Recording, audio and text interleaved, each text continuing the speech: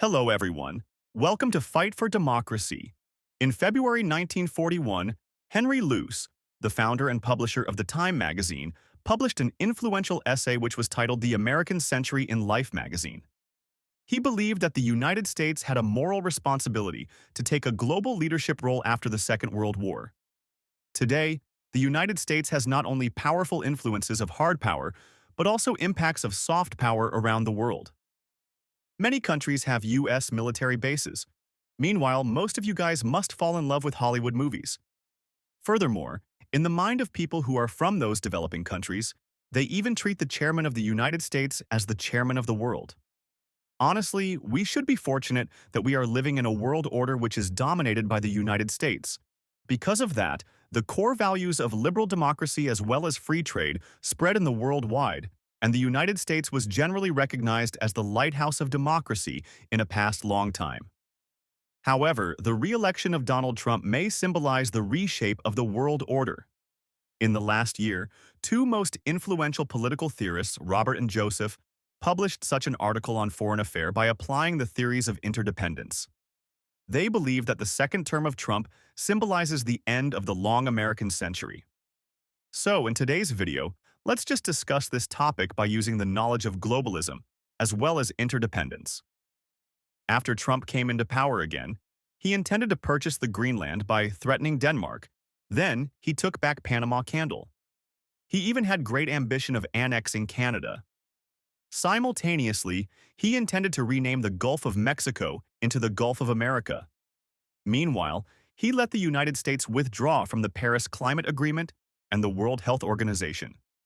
More seriously, he launched the large trade war worldwide.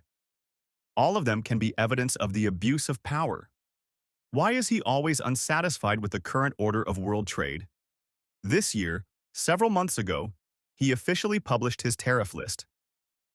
He even made a political joke.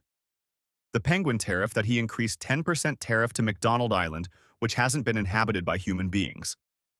The ratios of export and import between the United States and other countries for whatever Japan, South Korea, European Union, Canada, Mexico, especially China, are usually unequal. Trump just cheated the Americans that other countries are taking advantages of the United States through those asymmetric trades, and those tariffs were calculated based on the asymmetric trades. But in 2012, the America-Korea Free Trade Agreement was signed, so that nearly 95% of the products can realize the zero tariff between the two nations. Friendships between the U.S. and its trade partners will no longer exist after the tariff war. In fact, it's easy to explain that asymmetric trades are reasonable. Compared with other currencies, the U.S. dollar has many special functions, and it used to be the international currency.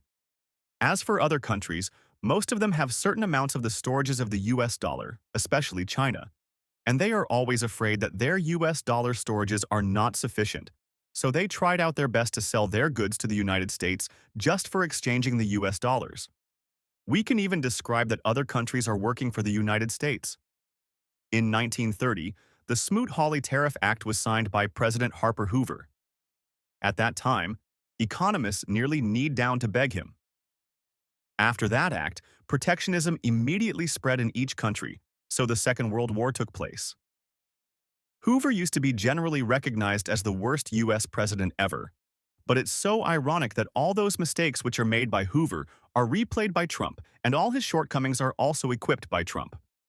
If products can't cross the border of nations, soldiers will do that, and the tragedies are replaying repeatedly. In fact, the current international competitions can be divided into the competitions of hard power and soft power. The hard power of the United States, for example its military power, is undoubted. However, the important role of the soft power is just ignored by Trump. Besides the cultural influences, the credit of a nation is also its soft power. According to the records before Trump, the impression of the United States in the international society is more positive than other countries like China. Currently, other countries are trying their best to increase their soft powers, especially those countries with weak hard power. In the coming years, the U.S. will still be competitive on hard power, but will probably get lost in the competition of soft power. Exactly. The figure of Donald Trump can be directly identified as the biggest opponent of globalization. Because of globalization, those developed countries, especially the United States, have the chances of enjoying cheap labor forces. However, not all the Americans are elites, who can do those jobs with advanced skills. There are still a large group of people who can only do those physical jobs, and they lost their jobs because of the transferring of those manufacturing industries. The circumstance of Pennsylvania is iconic. When facing such a challenge, the strategy of the left-wing politicians is increasing the taxes on those rich people, then provide better social welfare to the people who are living on the Rust Belt. J.D. Vance, who was grow up on the Rust Belt, wrote his autobiography and emphasized such a point that social welfare will only make people lazier, and then they'll get immersed in entertainments and trapped in the bottom of the American society without opportunities to get released. According to the basic theory of tariffs, building trade barriers can surely make domestic enterprises more competitive. Then, the working opportunities will be kept. Many Americans with low education levels just believed that. Recently, the famous Pew Research Center provided the statistics that more than half of the Americans disagree with the current order of the international trade, and they just misunderstood that their working opportunities were stolen by other countries. Among Republicans, only 25% of them keep positive attitudes towards the world trade. But can those low-end industries return to the United States? That's impossible. The average cost of the American workers is nearly 10 times of the cost of the Chinese workers. Meanwhile, the basic human rights of the Chinese workers needn't to be satisfied. After the Second World War, nations started to decrease their barriers of trade, so world trade was increasing significantly in time, and world economy was growing with the increase of world trade. It's undoubted to say that the United States should be one of the biggest benefiters from the globalization. In another field of immigration, it's well known that the U.S. was built by immigrants. Because of immigrants from each corner of the world, the U.S. has diversified culture. However, Trump holds strong opponent attitude towards immigrants, especially those undocumented immigrants. He treats immigration as the main reason which caused the conflicts of the American society. And that should be the key reason why a convicted felon can be elected as the U.S. president twice. Trump's attempts to decouple the U.S. from the world by limiting trade, migration, and scientific cooperation will only bring a massive self-inflicted wound to the U.S. After Trump came into power, the soft power of the United States was sharply weakened. The evidence should be, when the COVID-19 virus initially spread from China to the United States, Trump just kept ignorance. When can directly make a judgment from his insane speeches on social media? His ignorance directly resulted in the numerous of deaths of the American people. When his second term started, he even made crazier intention that he wanted to be the king of this nation. Because of that, large protests took place nationwide. If we look back on human history, interdependence is strengthened by time. In the ancient age, the Silk Way firstly built the bridge between the Asian and the European civilizations. In the age of exploration, the European colonists enhanced the communications between the American, African, as well as the European continent. After the Industrial Revolution, with the invention of technologies like telegrams, the cooperations of human society just achieved another giant leap. There was a period that nations didn't trust each other, and they only believed in the jungle rules, so that two large world wars took place. In the future, it's undoubted that there will be much more communication between different nations. Each one is just a member of the large world family.